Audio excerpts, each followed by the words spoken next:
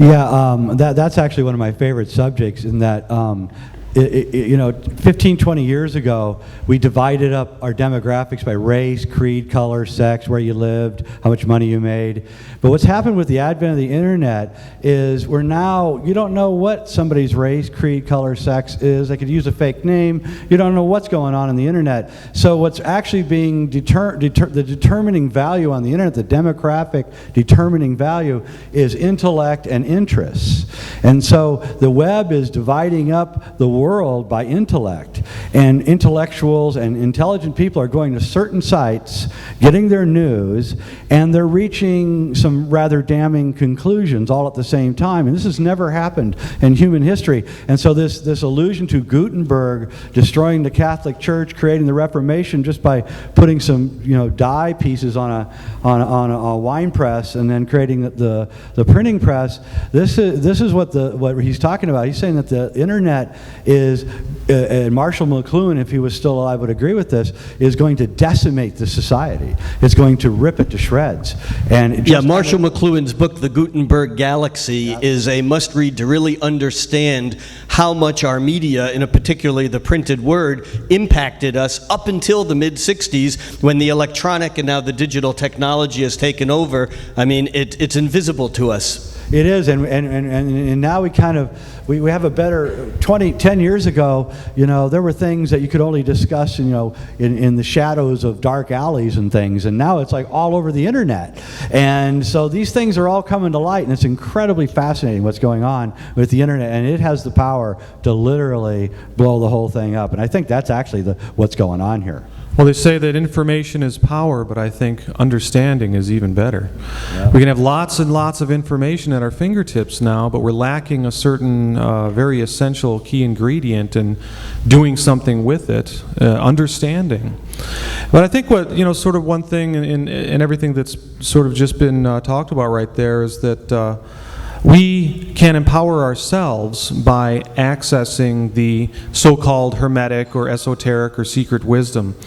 And we don't have to go through the intermediary of a exoteric church dogma structure in order to do it. I think this is sort of the good news about sacred plants or just practicing meditation. We have these different techniques or tools or sacraments or whatever you want to call it at our disposal. We just need to practice that connection, and we can open up. We can open up to the I know in the Jungian thought it's called the unconscious, and all these archetypes are in the unconscious. I like to think of it as the higher consciousness, that it's really sort of universal truths that we can open up to.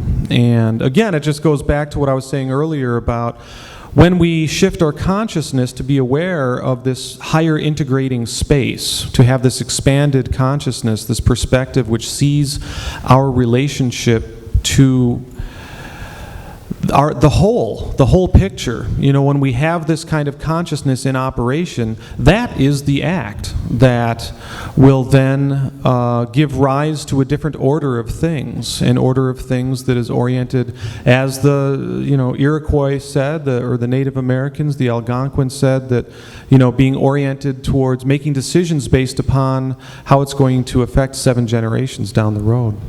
Hey, here. Yeah. So. I would just say about the internet, my inbox is full. Yeah, me too. How about your spam box? but you need more spam. There we go. Wow, let's just take a deep breath for a moment and feel the gratitude that we can easily and effortlessly gather today. There's really no big brother. There's just big sister and the feminine divine.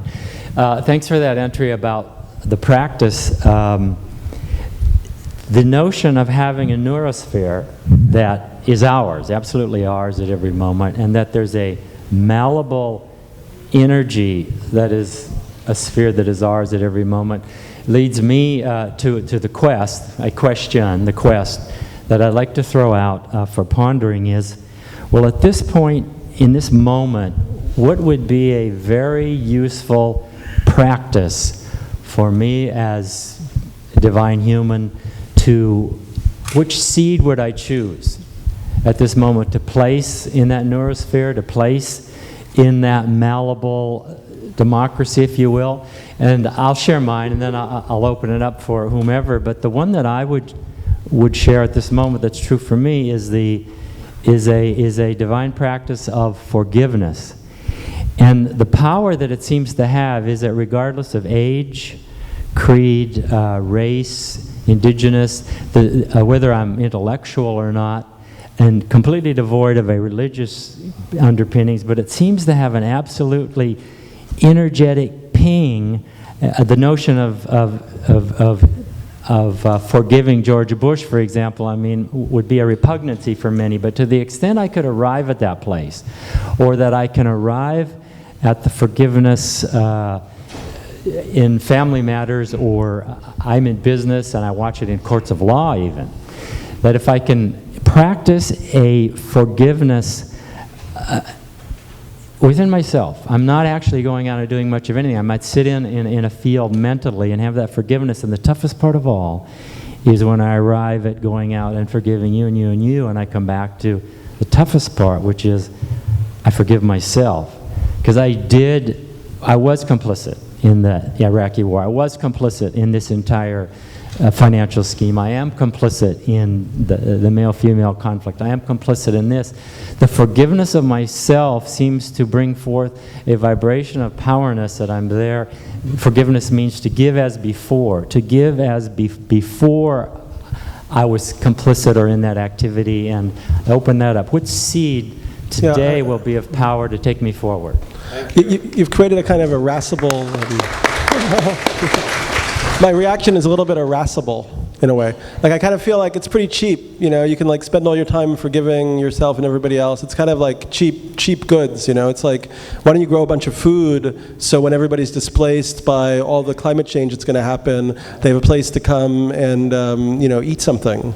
You know, I feel like we've done a little too much of this self-congratulatory forgiveness and self-congratulatory kind of, you know, kind of spiritual practices, which, like, you know, maybe we needed to do for a long time, but now it's like really past time to do things that are really difficult. You know, so people who, you know, in the West Coast, you know, spiritual culture have been stewing with this marinating and, you know, self-healing and forgiveness for so long. Why don't you go out and, like, work with people in the ghetto, or, like, go and build a community and grow food? Because I think there's going to be a lot of people displaced from the cities. Daniel, I think it... I just want to say real quick, I think that, I don't think he was suggesting that one does that to the exclusion of everything else. No, we have to end this, and as usual, Daniel ends it on his irascible note. And he's a contrarian. That's why we love him.